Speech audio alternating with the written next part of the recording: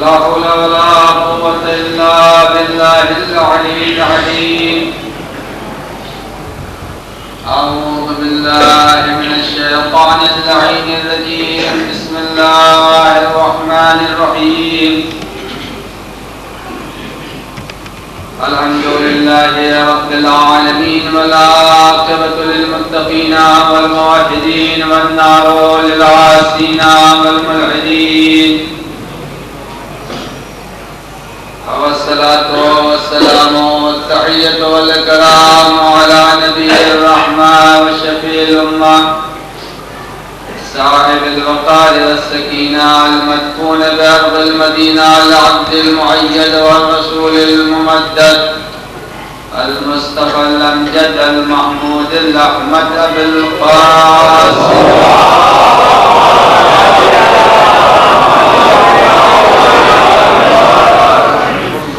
وعلى ابن عمه ووزيره ووصيه وخليفته نور الأنوار وجد الجبار والد الأئمة الأطهار قسيم الجنة والنار المولود في البيت ذي الأستار إمام المشارق والمغارب الذي حبه فرض على الحاضر والغائب غالب كل غالب علي بن أبي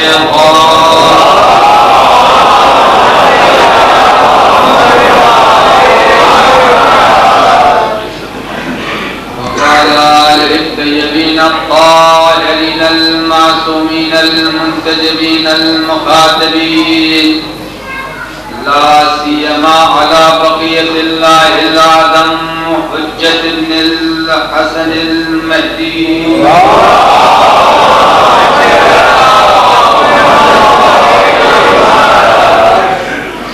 روحي وأرواح العالمين له الفداء واللعنة الدائمة الباقية على أعدائهم أجمعين من ليلنا هذا إلى قيام يوم الدين. أما بعد فقد قال الله الحكيم في كتابه الكريم. بسم الله الرحمن الرحيم. فمنهم من هدى الله ومنهم من حقت عليه الضلالة. صلوات الله.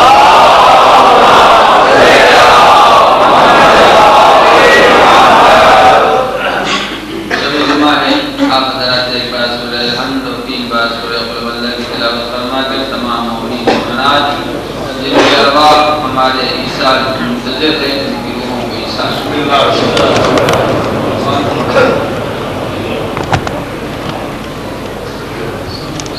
ہے کہ میں نے انبیاء کو بھیجا میں رسولوں کو بھیجا تاکہ وہ لوگوں کو ہمارا عبادت گزار بنائے اور طاغوت کی اطاعت سے نکالا.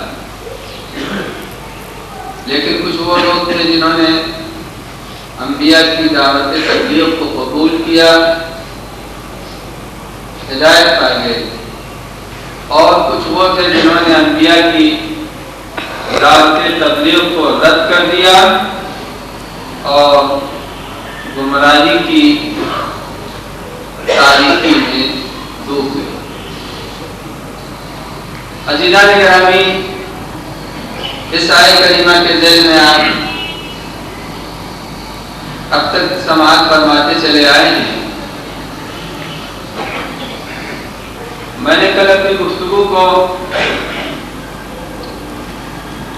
اس آیت کریمہ کے ذیل میں یہاں پہنچا کر چھوڑ دیا تھا کہ ہدایت جسمانی ہے اور ہدایت روحانی ہے.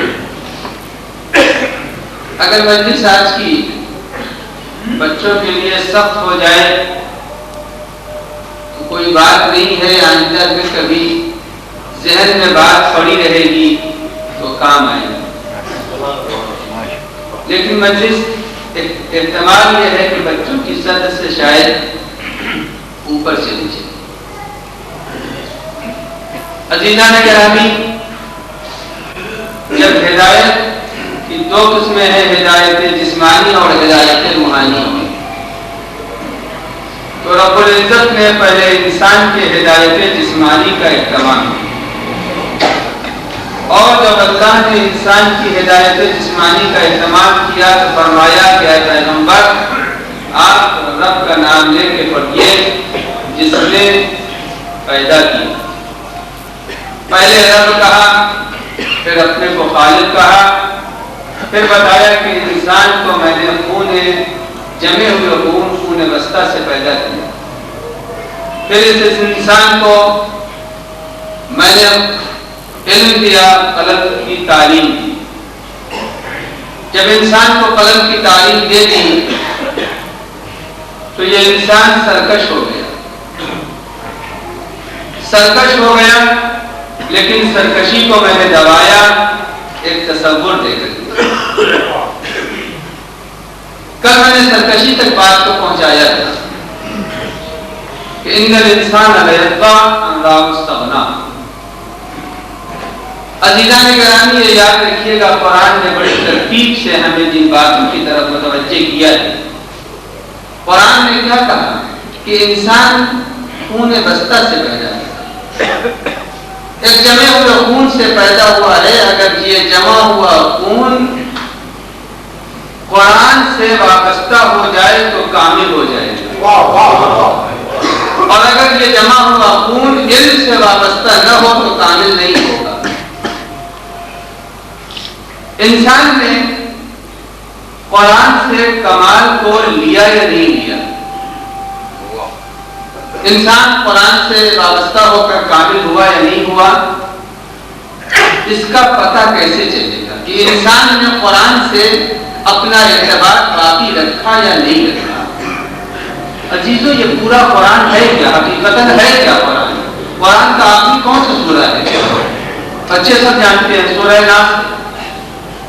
ناس ہے نہیں؟ عربی میں ناس کس کو کہتے ہیں؟ ناس کے معنی آدمی، ناس کے معنی آدمی، اور سب سے پہلا لفظ کیا ہے؟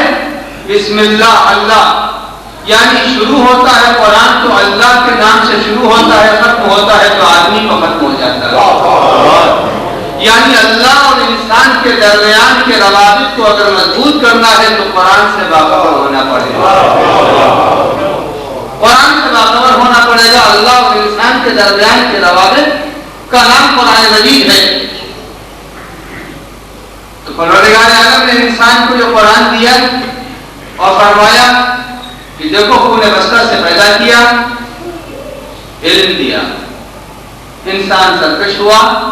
سرکشی انسان کی رام کیسے ہوتی ہے؟ سرکشی انسان کی رام کیسے ہوتی ہے؟ قرآن نے تصور دیا کہ اِنَّ إِلَىٰ رَبِّكَ الرُّجْعَىٰ، کہ دیکھو انسان اگر سرکشی پر آمادہ ہو جائے تو انسان کی سرکشی قابو میں آئے گی، فقط ایک تصور سے کہ ہمیں مر کے خدا کے یہاں جانا ہے۔ جب تک انسان کے ذہن میں یہ تصور نہیں آئے گا کہ ہم کو مر کے خدا کے یہاں جانا ہے، اس وقت تک انسان کی سرکشی باقی رہتی ہے۔ سرکشی قابو میں رہتی ہے جب انسان عقیدہ معاد کو سامنے رکھتا ہے۔ جب تک عقیدہ معاد انسان کے سامنے نہیں ہوگا انسان کی سرکشی قابو میں نہیں آئے گی۔ اب وہ جملہ جو میں نے ابھی کہا تھا کہ آیا خون بستہ انسان بنا، انسان نے قرآن سے ارتباط پیدا کیا یا نہیں پیدا کیا؟ تو اب قرآن کیا کہتا ہے؟ اے پیغمبر، ارأیت الذی ینہی عبدا اذا صلی، یا پیغمبر کیا آپ نے نہیں دیکھا کہ کچھ وہ ہیں جو نماز گزاروں کو نماز سے روکتے ہیں؟ اب یہاں کے اوپر پتا چلا کہ کچھ وہ ہیں جو نماز گزاروں کو نمازوں سے روکتے ہیں۔ پتا چلا خون بستہ جب قرآن سے وابستہ ہوتا ہے تو ترقی کر کے یہاں تک پہنچتا ہے کہ پروردگار عالم کے سامنے سجدہ کرنے لگتا ہے۔ یہ انسان کے کمال کی طرف قرآن اشارہ کر رہا ہے۔ اب قرآن نے پھر آگے بڑھ کے بتایا پیغمبر سے کہ پیغمبر دیکھیے جو لوگ کہ آپ کو نماز پڑھنے نہیں دیتے، رکھنے ڈال رہے ہیں، ہم ان کی سزا کریں گے اور انہیں شدت سے ان کے گیسوؤں کو پکڑ کے جہنم میں لے جائیں گے۔ اس کے بعد آپ آخری آیت سورہ اقرا کی کیا ہے؟ پڑھنا دیجیے گا خدا کے واسطے، پڑھنا دیجیے گا، اگر کسی طرح کو یاد ہو پڑھیے گا نہیں۔ آخری آیت کیا ہے؟ سجدہ واجبہ ہے، اس کے اندر پروردگار عالم کیا کہہ رہا ہے؟ سجدے کرو اور خدا سے قریب ہو جاؤ۔ یہ ہے سورہ اقرا کا خلاصہ جو میں آپ کو سنا رہا ہوں۔ پروردگار عالم نے شروع کیا ہے، پہلے دن پیغمبر پر سورہ اقرا نازل کیا اور کہا پیغمبر آپ اس سورے کو لیجئے اور لوگوں کو باخبر کر دیجئے کہ آپ کا منشور کیا ہے۔ پھر دوسرے دن جو سورہ آیا وہ کون سا سورہ ہے؟ سورہ الحمد آیا۔ اب عزیزان گرامی دونوں سوروں کو ذرا ملانا ہے، یہی میں نے کہا کہ آج کا مجلس میری کیا ہے، کتنوں پانی ملاؤ ہلکی نہیں ہوتی، ہلکی ہو ہی نہیں سکتی، مشکل ہے مجلس، لیکن بچوں کے ذہن میں بات پڑی رہے گی۔ پہلے پروردگار عالم نے کیا کہا؟ اقرا باسم ربک الذی خلق۔ پہلے اللہ نے اپنا تعارف کرایا تو لفظ رب کہا۔ یہ بتائیے جب انسان کو اللہ نے چونکایا ہے اور کہا دیکھو میں رب ہوں، میں تمہاری پرورش کر رہا ہوں۔ کل میں بتا چکا کہ رب کس کو کہتے ہیں؟ رب اس ذات کو کہتے ہیں جو انسان کو مرحلہ کمال تک پہنچائے۔ کہا ہے یہی کہا ہے، رب اس کو کہتے ہیں جو مرحلہ کمال تک انسان کو پہنچا دے۔ جب انسان کو مرحلہ کمال تک پہنچانے والی ذات کا نام ہے رب، تو اب انسان جب اتنا باشعور ہو گیا تو اب اس کا فریضہ بنتا ہے کہ جو انسان آپ کو اگر کسی نے کچھ سہارا دیا تو آپ سہارا پانے کے بعد جب کھڑے ہو جاتے ہیں تو کیا کہتے ہیں؟ شکریہ ہے آپ کا کہ آپ نے ہمیں سہارا دیا۔ یعنی جب تک انسان سہارا پاتا رہتا ہے اس وقت تک نہیں بولتا، جب انسان سہارا پا لیتا ہے اور بھرپور اس کو کمال مل جاتا ہے تو شکر اور حمد کا فرق سمجھیے، شکر اور حمد کا فرق سمجھیے۔ شکر انسان کی نعمتوں کے ابتدائی مرحلے کا نام ہے، توجہ، شکر انسان کی نعمتوں کے ابتدائی مرحلے کا نام ہے، ہم انسان کی نعمتوں کے آخری مرحلے کا نام ہے۔ شکر ابتدائی مرحلوں کا نام ہے اور ہم آخری مرحلوں کا نام ہے۔ اب عزیزان گرامی یہ بتائیے ہم کہتے کسے ہیں؟ جلدی جلدی ہم اس کو کہتے ہیں روزانہ ہم کہتے ہیں حمد و نعت، حمد و نعت، حمد و نعت، ٹی وی پر بھی آ رہی ہے، یہ حمد ہے کیا؟ پروردگار عالم کے ناموں میں نام ہے اس کا محمود ہے نہیں؟ آپ ہوئے حامد، وہ ہوا محمود۔ آپ ڈانٹتے ہیں تو ڈانٹنے والا لہجہ اور پیار والا لہجہ ایک ہے یا الگ الگ ہے؟ الگ الگ ہے۔ یعنی جس لفظ سے پروردگار عالم کی تعریف کی جاتی ہے اس کا نام ہے حمد، اور جو پروردگار عالم کی تعریف کر رہا ہے وہ ہوا حامد، اور خود ذات پروردگار عالم ہوئی محمود۔ حامد، حمد اور محمود، پروردگار عالم کو ہم نے جب اپنا محمود مان لیا اور کیوں پروردگار عالم کی تعریف کرنی ہے یہ سمجھ لیجئے، جب اس نے ہمیں پروان چڑھایا، بڑھایا، پالا، ہمارے امکانات، ہماری زندگی کی ضروری چیزوں کو فراہم کر دیا، تو فراہم کرنے کے بعد اب ہماری ذمہ داری ہوتی ہے کہ ہم اس رب کی تعریف کریں جس نے ہمیں پالا ہے۔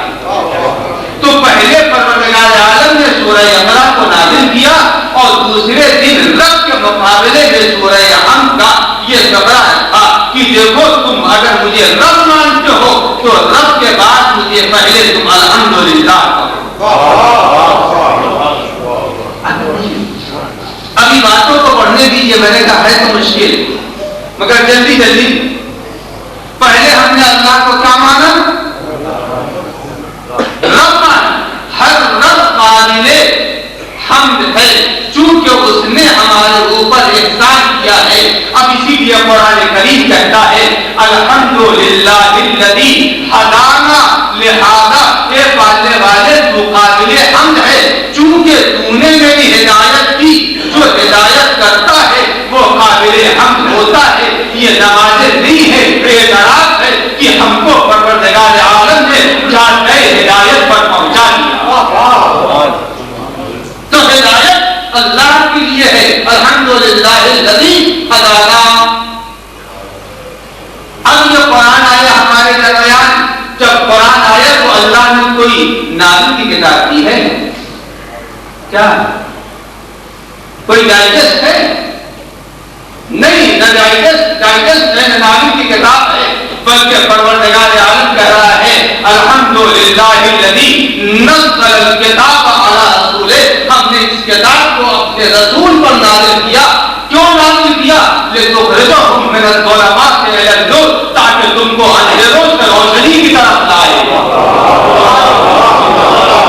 جب اللہ نے ایسی کتاب دی جو اندھیروں سے روشنی کی طرف لائے, تو اب ہمارا فریضہ بنا کہ ہم اللہ کی حمد کریں. اے معبود جو ایسی کتاب دے رہا ہے وہ قابل حمد ہے. تو اب حمد نام ہے اللہ کی ان نعمتوں کے اوپر جو رب العزت نے ہمیں دیا ہے.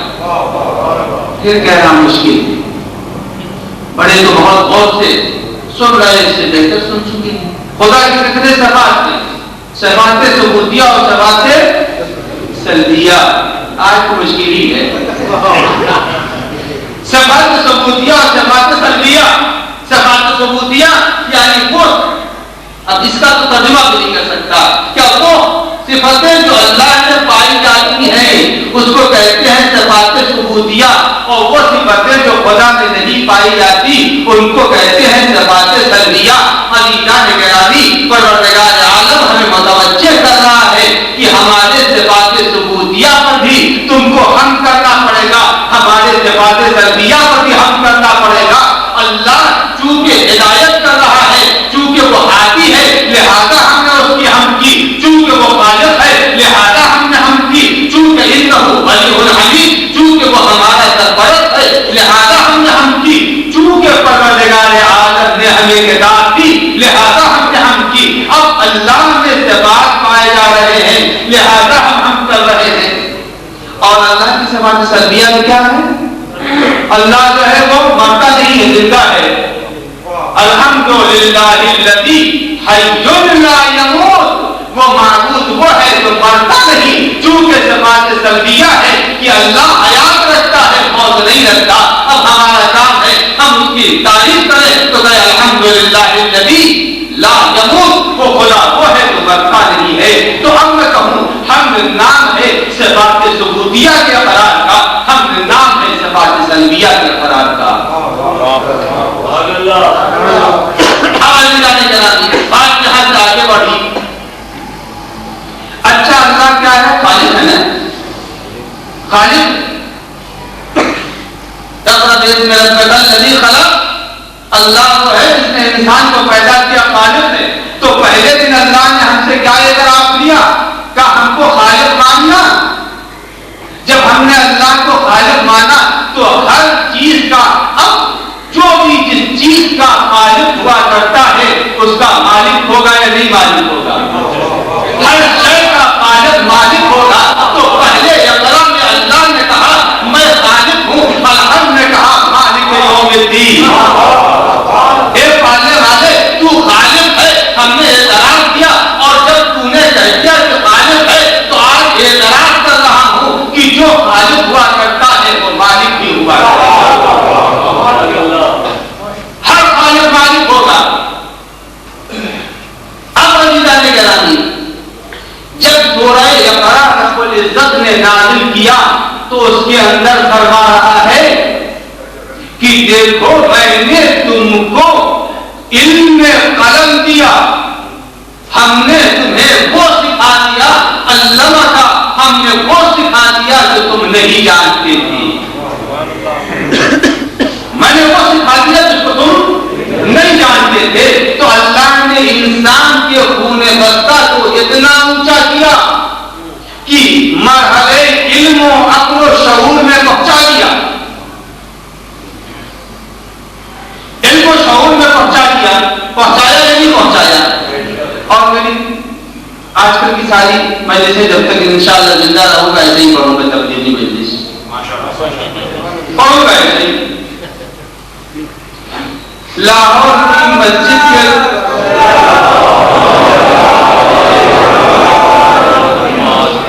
نعرہ حیدری،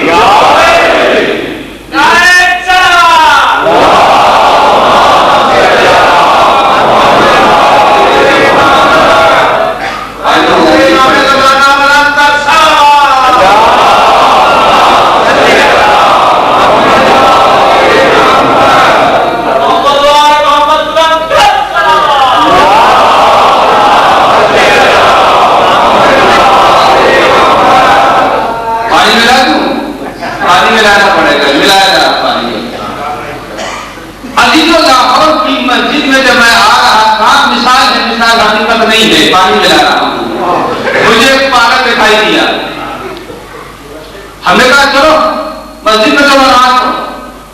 اب مومنین لاہور نے مجھے دیکھا کہ مولانا گاڑی سے اترے اور ایک پاگل کو لے کے مسجد میں آ رہے تھے. ہم نے کہا بھائی چلو مسجد میں نماز پڑھو. تو لوگوں نے مولانا چھوڑیے. ہم نے کہا اچھا بڑا گاڑی ہے، جوان ہے، چلو چھوڑائیے نماز پڑھنے دیجیے. تو اب ہر شخص لاہور کے ہر سمجھدار نے کہا کہ مولانا چھوڑیے، کہیں پاگل کے اوپر نماز واجب ہے، کہیں پاگل اور دیوانے پر نماز واجب. ہم نے کہا نہیں مولانا، پاگل ہے، دیوانہ ہے، ناقل ہے، شعور ہے، علم ہے. جب علم و عقل و شعور نہ ہو تو اس کے اوپر عبادت واجب نہیں ہوا کرتی. عزیز و قرآن نے کہا ہم نے خون بستہ کو اتنا اونچا کیا کہ انسان عالم ہو گیا، عالم قرآن ہو گیا، ہر اس چیز کو جاننے لگا جس چیز کو اب تک نہیں جان رہا تھا. یعنی جب عقل و شعور کے مرحلے میں اللہ نے سورہ اقرا میں پہنچایا ہے تو آدمی نے سورہ حم میں اعتراف کیا، اے معبود ہم حق لگتے ہیں، اور جو حق لگتا ہے ایاک نعبد و ایاک نستعین. ہر عاقل کی ذمہ داری ہے کہ وہ عبادت کرے. تو سورہ اقرا کو پہلے نازل کیا اور سورہ حم کو بعد میں نازل کیا. عقل وہاں کی ہے اور اطاعت کا اعلان بندہ یہاں کر رہا ہے. ایاک نعبد و ایاک نستعین. اب عزیز آگے کرا دی سورہ اقرا میں اللہ نے کیا کہا؟ ان الانسان لیطغی، انسان وہ ہے جو سرکش ہے. طغی کے صحیح معنی کیا ہے؟ طغی کے صحیح معنی قدم کا صحیح نہ پڑھنا، جیسے شرابی کا قدم صحیح نہیں پڑتا. چونکہ سرکش انسان وہ ہے جو صحیح اقدام نہیں کرتا، اس لیے طغی کا ترجمہ ہم نے کہا سرکش. ورنہ اگر لغت کے اعتبار سے دیکھا جائے تو طغی اس انسان کو کہتے ہیں جس کا قدم صحیح نہ پڑ رہا ہو. جیسے کوئی شرابی شراب پی کے زمین پر قدم رکھنا چاہتا ہے مگر رکھنے کو کہیں پڑتا ہے کہیں. تو جب سورہ اقرا میں رب العزت نے کہا کہ ان الانسان لیطغی، انسان وہ ہے جو جس کا قدم صحیح نہیں پڑ رہا ہے، یہاں رکھنے کے بجائے یہاں پڑ رہا ہے. تو اقرا میں انسان سرکش کا تذکرہ ہوا. سورہ حم میں معبود نے کہا اگر تم کو ہم نے عقل دی ہے تو اگر تم عبادت گزار ہو تو دیکھو اگر وہاں قدم صحیح نہیں پڑ رہا ہے تو تم مجھ سے مطالبہ کرو. اہدنا الصراط المستقیم، اے معبود ہو جانتا ہے جہاں میرا قدم صحیح پڑنے لگے. تو سورہ اقرا میں اللہ نے طغی کا تذکرہ کیا اور صراط المستقیم، معبود مجھ کو صراط مستقیم دے دے. پہلا دن انسان کے لیے اقرا ہے تو دوسرا دن انسان کے لیے ہم.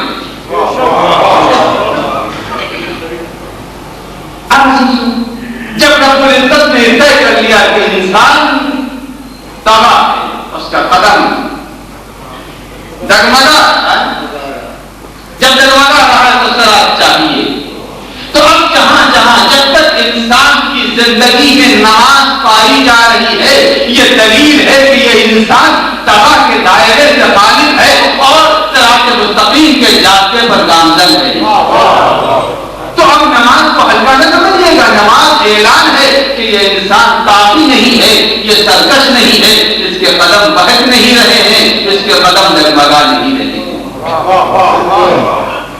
اب جب انسان ایسا ہے تو سورہ اقرا میں رب العزت نے کیا کہا؟ سورہ اقرا میں کہا پروردگار عالم فرما رہا ہے کہ انسان تو یاد رکھ، اگر تو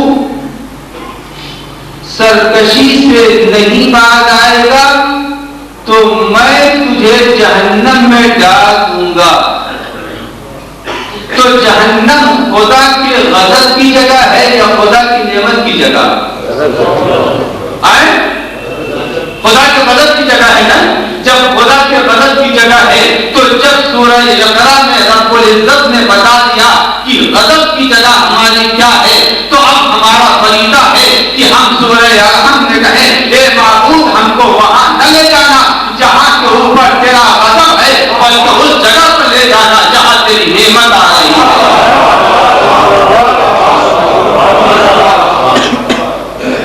اندازہ لگایا کہ انسان کو رب العزت نے اقرا سے ہم کی طرف کیسے موڑا ہے۔ اقرا میں رب العزت نے کیسے بتا دیا کہ دیکھو اب سورہ اقرا ختم ہو رہی ہے کس آیت کے اوپر؟ کہا دیکھو سجدہ کرو اور مجھ سے قریب ہو جاؤ۔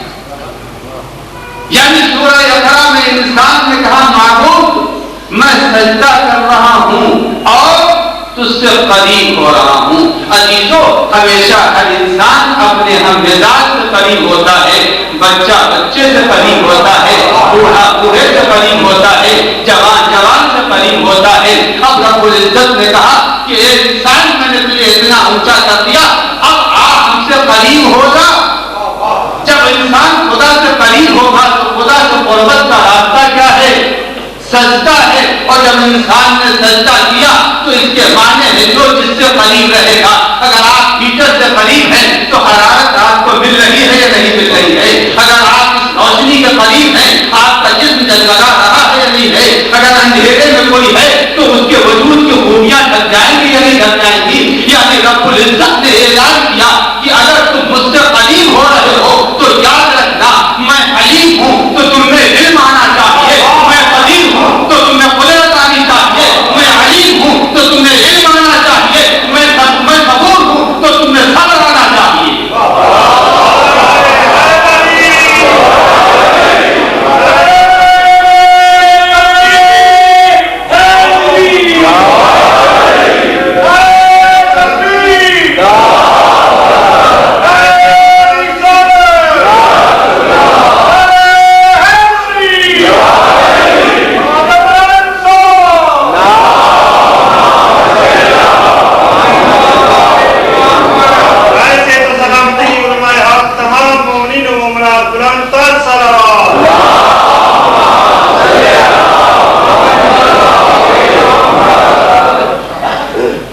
تو جوانوں کے لیے تو آسان ہے، نوجوانوں کے لیے مشکل تھا۔ اب آپ نے دیکھا یہ آپ جب سجدے تک پہنچے تو رکوع ایک ہے، سجدہ دو ہے۔ ایک رکوع ہے دو سجدہ ہے، یہ دو سجدہ دو ہے، رکوع ایک۔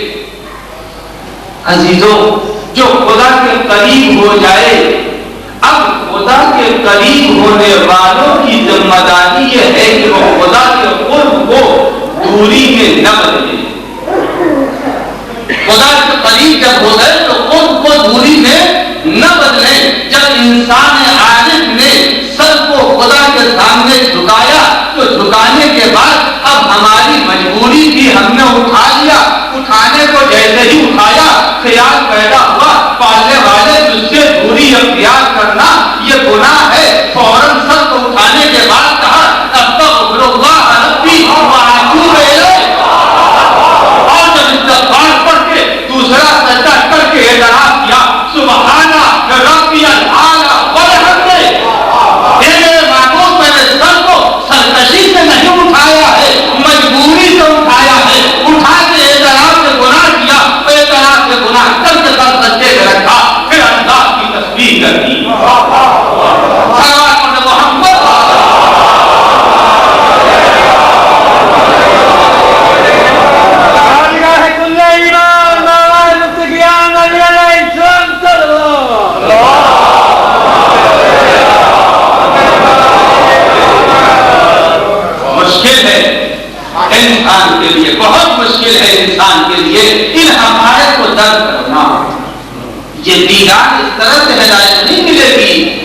ہدایت تو سوچنے سے حاصل ہوئی کہ اللہ کی بندگی کے اثرات، اور جب انسان بندگی کے اور ہدایت کے ان مرحلوں میں آتا ہے تب جا کے کہیں صاحبان ہدایت قرار پاتا ہے اور عادیان اسلام کی تب نصرت شامل حال ہوتی ہے۔ جب تک انسان ان مرحلوں سے نہیں گزرتا تو اللہ نے جن کو عادی بنا کے بھیجا ہے ان کی نصرت اس وقت شامل حال ہوتی ہے جب انسان ہدایت کو اصولوں کو سمجھ رہا ہو۔ ہر آدمی کیسے حالات سے گزرتا ہے، توقعات کتنی ہے رب سے، اہل بیت سے امیدیں، خدا سے امیدیں بڑی چیز نہیں لگائی امیدیں، لیکن یہ یاد رکھیے گا اہل بیت ہوں یا خدا، اللہ نے ہماری ضرورت پورا کرنے کا اور اہل بیت نے ہماری ضرورت پورا کرنے کا وعدہ کیا ہے۔ ایک لفظ کہہ رہا ہوں، آپ کے حوالے کر رہا ہوں، اللہ نے ہماری ضرورت اہل بیت کے وسیلے سے پورا کرنے کا وعدہ کیا ہے۔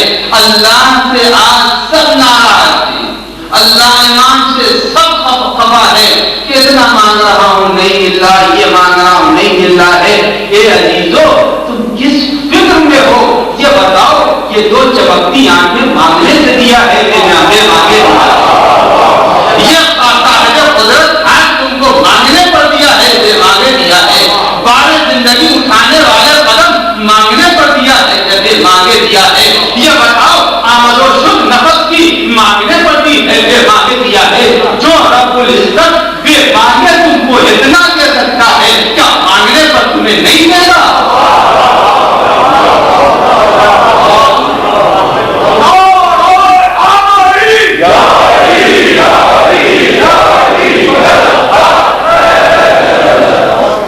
جس میں بے مانگے آپ کو یہ کارڈ گفٹ ہے، ہدیہ الہی ہے، بے مانگے جو دے رہا ہے، کیا مانگنے پر نہیں دے گا؟ یقیناً دے گا، یقیناً دے گا، مگر اپنی آس سے شب جمعہ ہے، اپنی دعاؤں کا ذرا انداز بدلیے گا، جب انداز بدلیے گا تو سمجھ میں آ جائے گا۔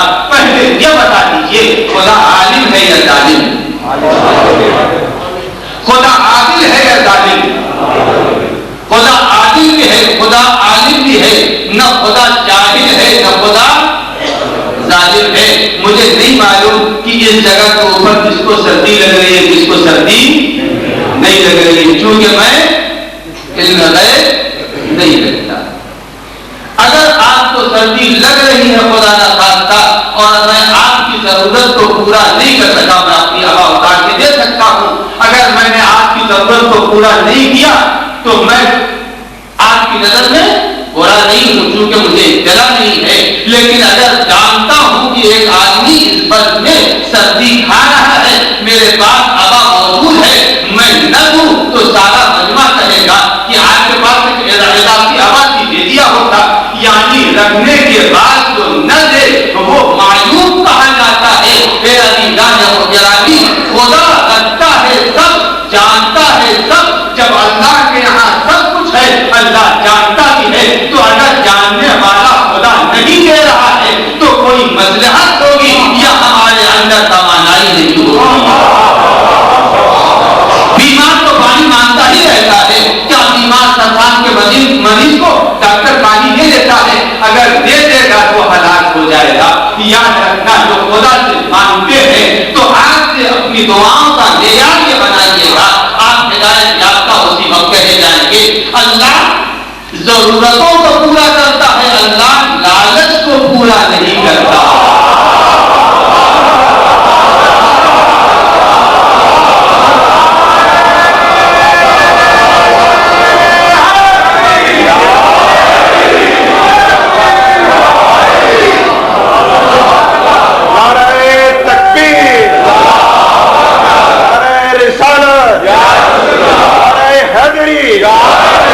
حسینیت حسینیت یزیدیت یزیدیت نعرہ سلوات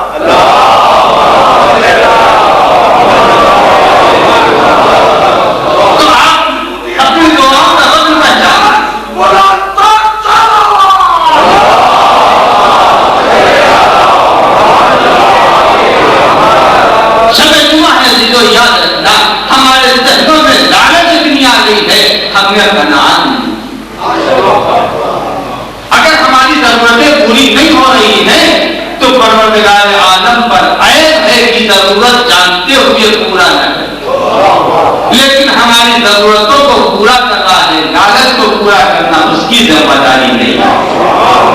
ہم لالچی ہو چکے ہیں، ہم حریص ہو چکے ہیں، قناعت ختم ہو گئی ہے۔ جب قناعت ختم ہو گئی ہے، اب لالچ میں اگر آپ کے پاس قیمتی لباس جسم کے اوپر ہے، میرے پاس نہیں ہے، تو نہ ہونے کے معنی یہ نہیں ہے کہ ہم سماج سے گرے ہوئے۔ کیا اگر آپ کے پاس 200 روپے میٹر کا کپڑا ہے، میرے پاس 20 روپے میٹر کا کپڑا ہے، تو کیا ہم سماج کے گرے ہوئے آدمی ہیں؟ یعنی 200 میٹر والا کپڑا پہننے والا انسان نہ عزیز ہے نہ ذلیل ہے۔ اس کی ضرورت رب العزت نے یہی محسوس کی کہ وہ 200 روپے والا کپڑا پڑے پہنے، ہماری ضرورت یہ محسوس کی کہ تم 20 روپے والا پہنے۔ تو اس میں شکوے کی کیا ضرورت ہے؟ ہم نے لالچ کرنا شروع کیا کہ ہم اس کے جیسے ہو جائیں۔ نہیں عزیزو، لالچ سے کام نہیں چلتا، قناعت سے کام چلتا ہے۔ دو آدمی ہم کو حیات حضرت موسیٰ میں ملے ہیں۔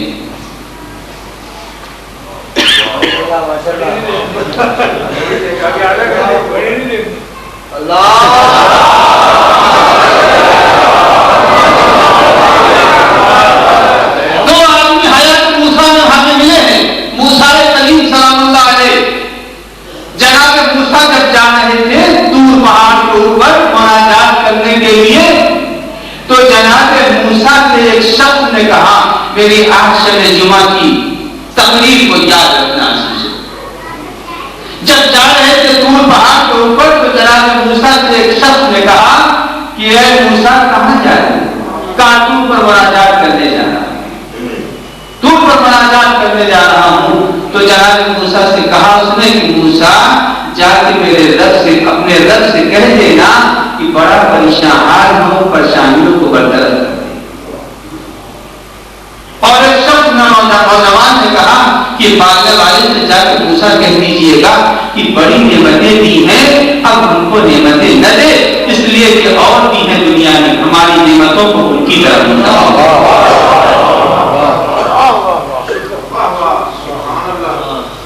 ہماری نعمتوں کو دوسروں کو دے دے۔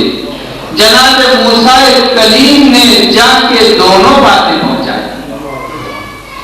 تو رب العزت نے جواب دیا کہ جس نے یہ کہا ہے کہ ہماری پریشانیوں کو برطرف کر دے، اس سے جا کے کہہ دینا کہ تم کو چلنے کے لیے زمین دیتی ہے یہی بہت ہے، اس کے بھی اہل نہیں ہو،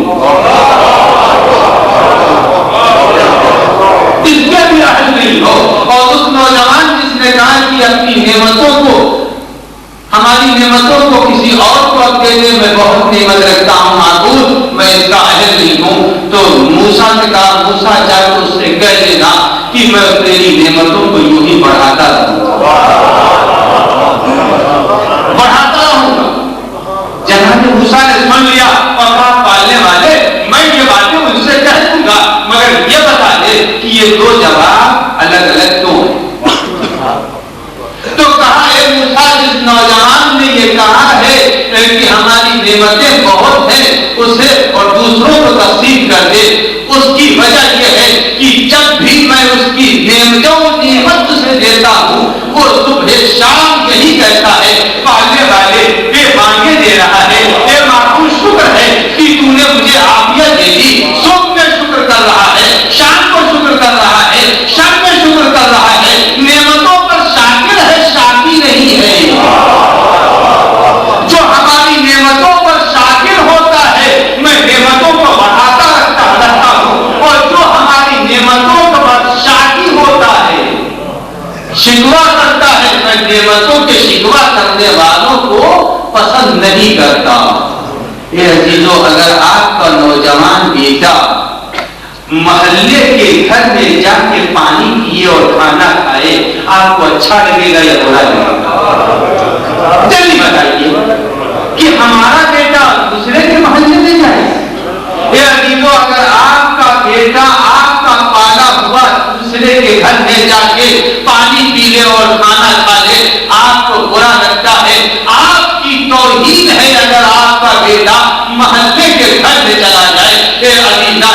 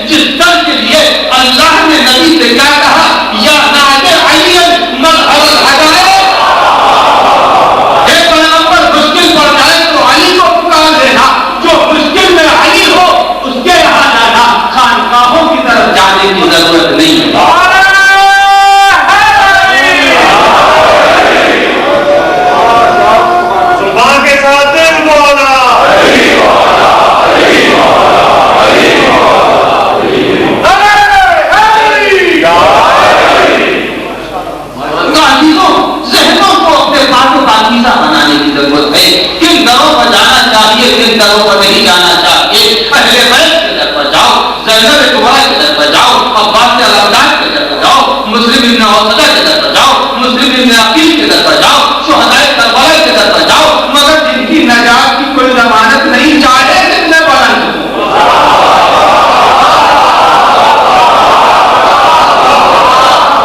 ہم ان بلندیوں کا انکار نہیں کر رہے ہیں، ہوں گے بلند، مگر ہم بلندی کی سند چاہ رہے ہیں، ہم کو بلندی کی سند چاہیے، ہم انسانوں کے خانقاہوں پر نہیں جانے کے روا چاہتے۔ تو عزیزوں، موسیٰ سے کیا کہا کہ موسیٰ کہہ دو کہ اتنا شکر کرتا ہے یہ نوجوان کہ میں اس کی نعمتوں کو بڑھاتا رہوں گا، آج کے بعد میرے نوجوانوں کو چاہیے کہ 2 رکعت نماز شکر روزانہ پڑھیں، اور نماز شکر کیسے پڑھی جائے؟ جب رکوع میں جائے پہلی رکعت میں کہے الحمدللہ شکرا شکرا وحمدا حمدا، یہ ہے نماز شکر، الحمدللہ شکرا شکرا وحمدا حمدا۔ اسی طرح سجدے میں بھی کہے الحمدللہ شکرا شکرا وحمدا حمدا، سبحان ربی الاعلیٰ نہیں کہتا ہے، اور جب دوسری رکعت پڑھے تو الحمد کے بعد قل یا ایھا الکافرون پہلی میں قل ہو، الحمد کے بعد قل هو اللہ احد، اور جب دوسری رکعت پڑھے تو اس میں کہے الحمدللہ الذی استجاب دعائی وآتانی مسألتی وقضى حاجتی، یہ میرے معبود شکر ہے کہ تو نے ہماری حاجتوں کو پورا کر دیا، ہمارے سوال کو پورا کر دیا۔ اگر انسان نے 2 رکعت نماز روزانہ شکر کی پڑھنا شروع کیا کر دیا تو یہ یاد رکھیے گا کہ دنیا کے سوائے میں بیٹھ کے کسی کی ضرورت نہیں پڑے گی۔ محمد و اہل بیت محمد بلند سے بلند تر صلوات۔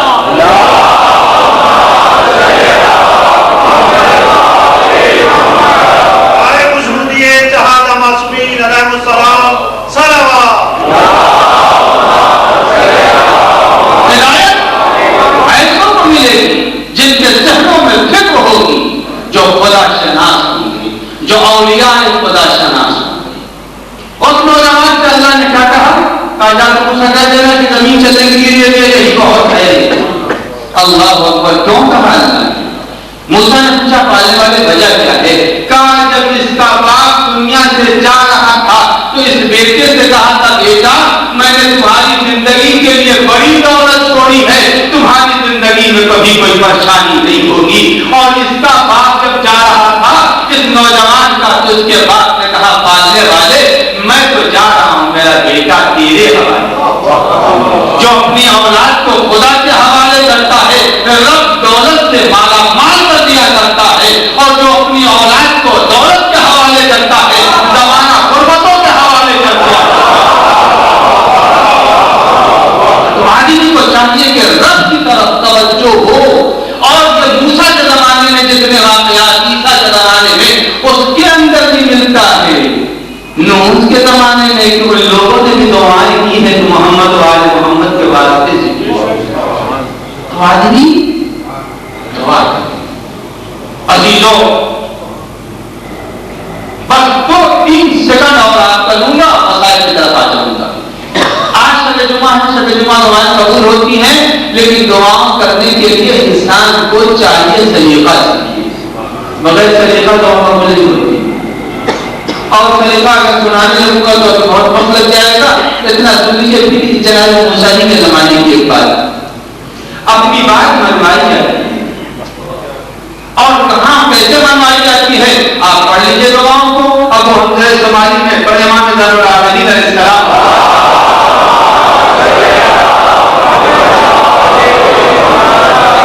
کہتے پالنے والے تو مجھے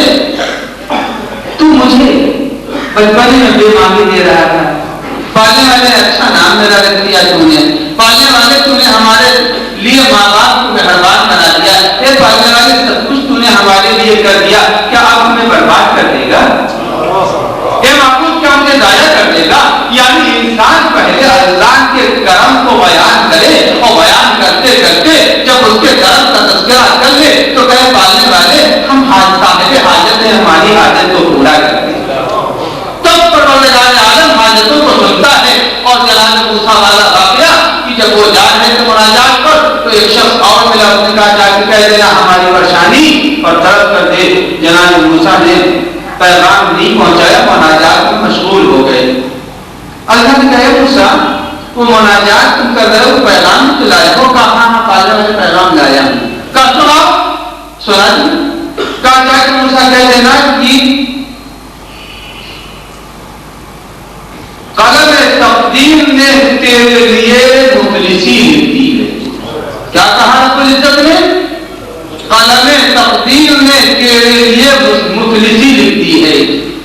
خدا سے منوایا جاتا ہے، مانگا بھی جاتا ہے اور اپنی بات منوائی بھی جاتی ہے، مگر پیار سے منوایا جاتا ہے۔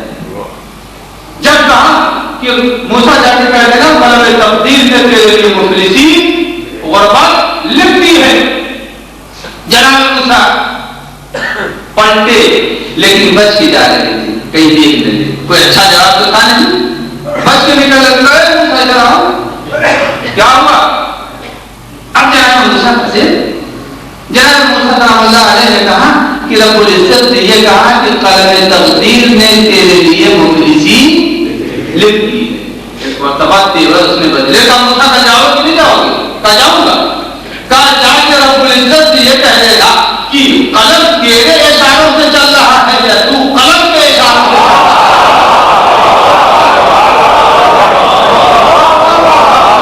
قلم تیرے اشاروں سے چل رہا ہے یا تو قلم کے اشاروں سے چل رہا ہے؟ اگر قلم کے اشاروں پر تو چل رہا ہے تو میں ایسا خدا نہیں مانتا جو دوسروں کے اشاروں پر چلے۔ اگر قلم تیرے اشارے سے چل رہا ہے، جو قلم مخلصی لکھ سکتا ہے وہ ہمارے لیے دولت نہیں لکھ سکتا۔ تو جناب موسیٰ نے دوسرے دن پڑھ کے پھر پوچھا کہ اے موسیٰ کوئی پیغام؟ اب موسیٰ پھر شرما رہے ہیں کہ اب اتنی بڑی جسارت کی ہے۔ کہا موسیٰ سنا دو۔ سنا دیا۔ کہا جا کے کہہ دینا تیری اداؤں کو میں قربان کہ تو نے اس انداز سے میری ربوبیت کا اقرار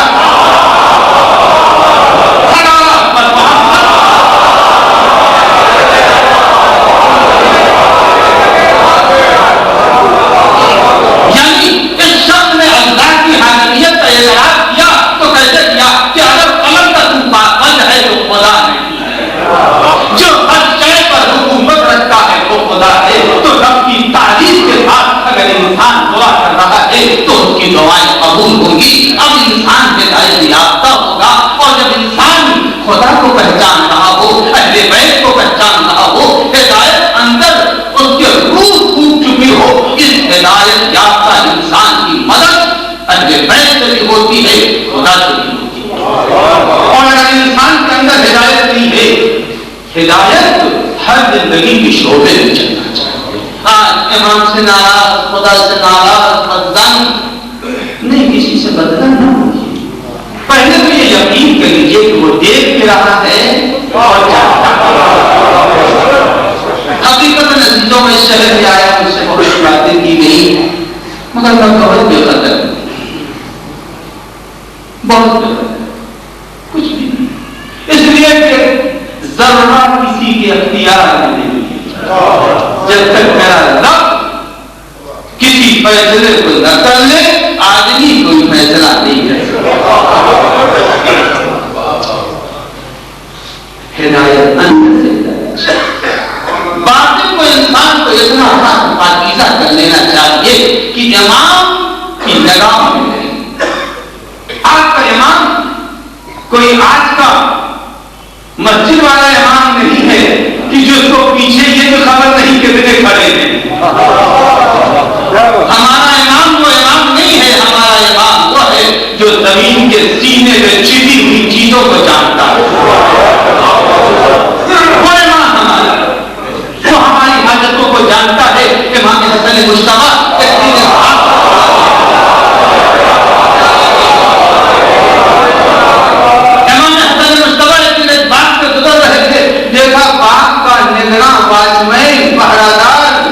کھا رہا ہے اور کتا بیٹھا ہوا ہے۔ ایک لقمہ خود کھاتا ہے، ایک لقمہ کتے کو ڈالتا ہے، ایک خود کھاتا ہے، کتے کو ڈالتا ہے۔ امام نے دیکھا جتنے لقمے خود کھائے اتنے کتے کے حوالے کیے۔ اس کے بعد امام قریب پہنچے، کہا بھائی تو ایک لقمہ دے کر کے کھا لیا ہوتا سب، اس نے امام سے کیا کہا مولا مجھے فریب دینا اچھا نہیں لگا کہ میں حیوان کو فریب دوں، مجھے اچھا نہیں لگا کہ میں حیوان کو فریب دوں۔ صحیح شیعہ وہ ہے جو کسی حیوان کو بھی فریب نہ دے۔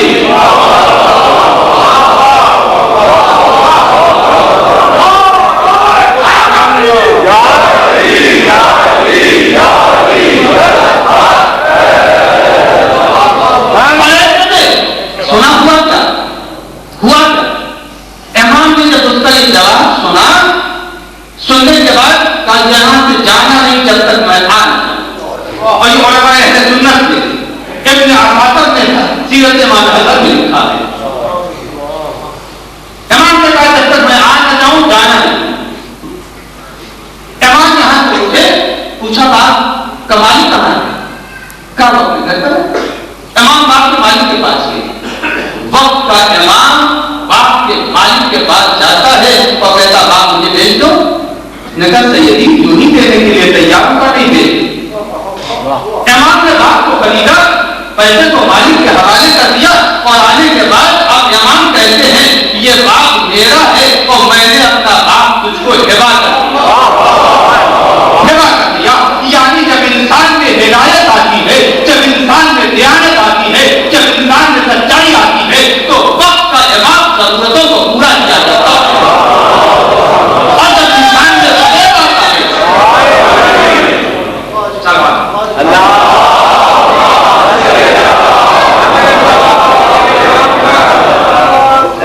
جب انسان میں غیب آتا ہے تو وقت کے امام کی مدد رکنے لگتی ہے۔ آج شیعوں کی پریشانی کی وجہ یہ ہے کہ شیعہ نہ امام کو پہچانتا ہے نہ نفس کو پاک و پاکیزہ بناتا ہے۔ نفس کو پاک و پاکیزہ بنانے کی ضرورت ہے۔ یہ مجلسیں یادگار ہیں ان پاکیزہ نفوس کی۔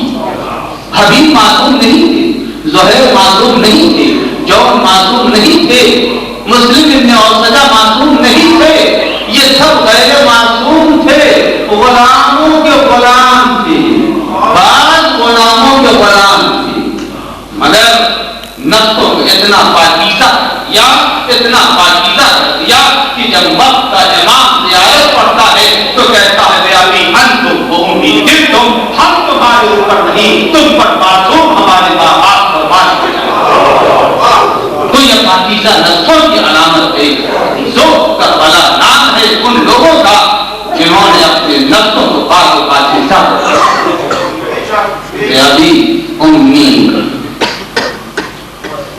معصوم اپنے ماں باپ کو قربان کرتا ہے۔ تو سیرت کربلا سے یہی لینا چاہیے کہ انسان کو زندگی میں ہدایت مل جائے تو سب مل گیا، اگر ہدایت مل گئی تو فقیری میں امیری ہے، غربت میں ریاست ہے، تشنگی میں سیرابی ہے۔